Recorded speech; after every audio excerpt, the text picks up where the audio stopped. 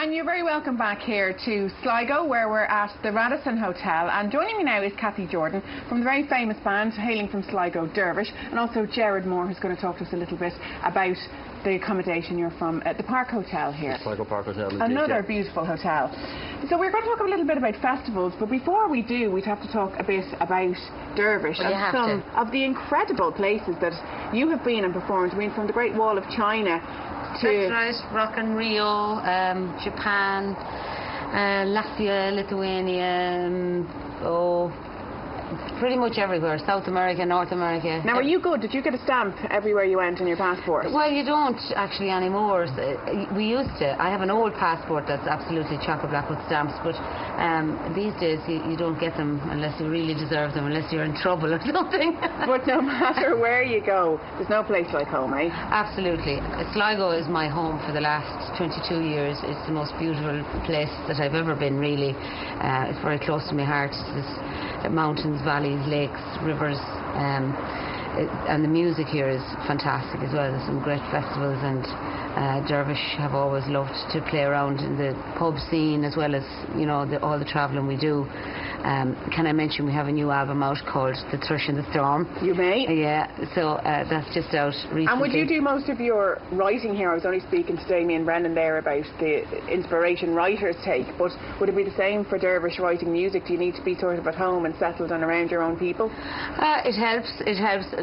Dervish, 90% of the music that we play is traditional music, so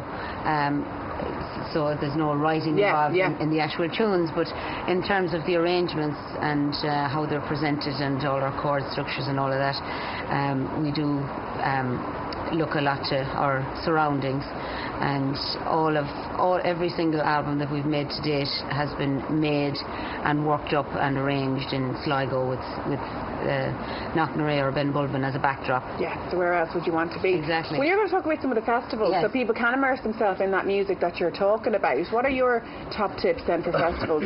Well, there's so many. Sligo's always been fantastic for music. There's so many different musical genres represented. So this month there's a Celtic Fringe festival that's linked with the Armada, the voyage of the Armada. If you're into traditional music, there's a Paddy Kaloran festival in Ballymore. That's the traditional music festival. In July there's a fantastic little arts festival called Corja that goes on every year for the last 10 years or so. Music from all over the world. Exactly. Good, I haven't lost it. There's jazz. The jazz project is in July, which is actually launching tonight in Source, if anyone wants to go, and yours truly will be singing some jazz to launch that.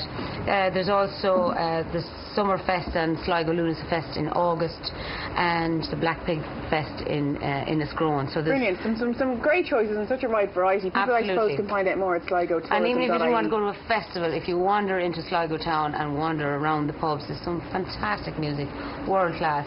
They're some of the best ways to stumble upon music, aren't they, really? Exactly. Brilliant, Kathy. Well, Jared, I'll move on to you. You're from the Sligo Park Hotel, but you're going to talk not only about the hotels, but the huge variety that there is of accommodation available in Sligo. Well, that's right. We have a great variety of accommodation, from hotels to guest houses to B&Bs to hostels. So we have a wide variety, whether it be in the town centre, the city centre here in Sligo, or whether it be around the county. We have lovely caravan and camping out in Strandhill and Ross's Point, and then we have a number of hostels around the county, and we also have caravan and camping out in Loughallen.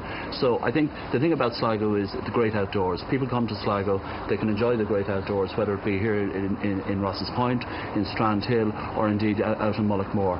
And then there's plenty of things to do, whether it be surfing, as we heard earlier, or golf, or walking. And then you have the city centre, which is a great range of local shops, independent shops, small boutiques, and then the international labels as well. So I think all within 10 or 15 minutes of where we're sitting here, you have a range and diversity of activities to do. So Sligo certainly ticks all those boxes, and I think you've seen that here this morning. Yeah, food is another thing as well. I mean, you can come and stay in one of the hotels and have a lovely experience food-wise, or you can go into the town or into some of the cafes. I mean, there's a great food culture here. That's right, yeah. There's a great range of food outlets in town, whether it be small little boutique cafes or restaurants, or indeed four-star hotels around the county, whether it be here in the Radisson or the Sligo Park Hotel or the Clarion out the other side of town, or indeed in the city centre with the Glass House. So there's a great range of hotels, and also out in Enniscrone of the Diamond Coast. So if you're out and about, you'll certainly get the food offering. And then if you're out in the county, you have Kilcullen seaweed baths out in Enniscrone, and indeed you have the Voy seaweed baths,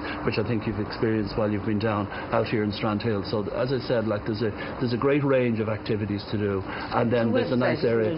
The call to action this year, the website is sligotourism.ie, and then I suppose this morning is kicking off our tourism launch and our promotion of Sligo over the next couple of months, and our call to action this year is Sligo Who Knew. And the idea behind this is great. This is on Facebook, and locals and anyone can put up their pictures and their view of Sligo. Yeah, and how good it is. Our tagline, as I said, is Sligo Who Knew. It's hashtag Sligo Who Knew, and it's on Facebook, and we're on Twitter, and we've had over 800 tweets since last Friday. So amazing. We're certainly out and about this year. And I think the thought process behind the Sligo Who Knew is, who knew we're only 2.5 hours from Dublin? Who knew there's so much things to do, whether it be surfing, walking, golf, activities, and it's about the great outdoors when you're here in Sligo. And over the last couple of weeks we've experienced great weather. A little bit dull this morning, but it'll brighten up later in the day, and as I said, there's plenty to do, whether it's the beaches in Strandhill, Ross's Point, Mullaghmore, and then you've plenty of playgrounds for children and families if they come to Sligo. Right, well that is a top tip, so if you do want to get involved, do check that out, Sligo Who Knew, because when you go anywhere you want a local's insider knowledge of where to go and what to do. So we've had some from two insiders.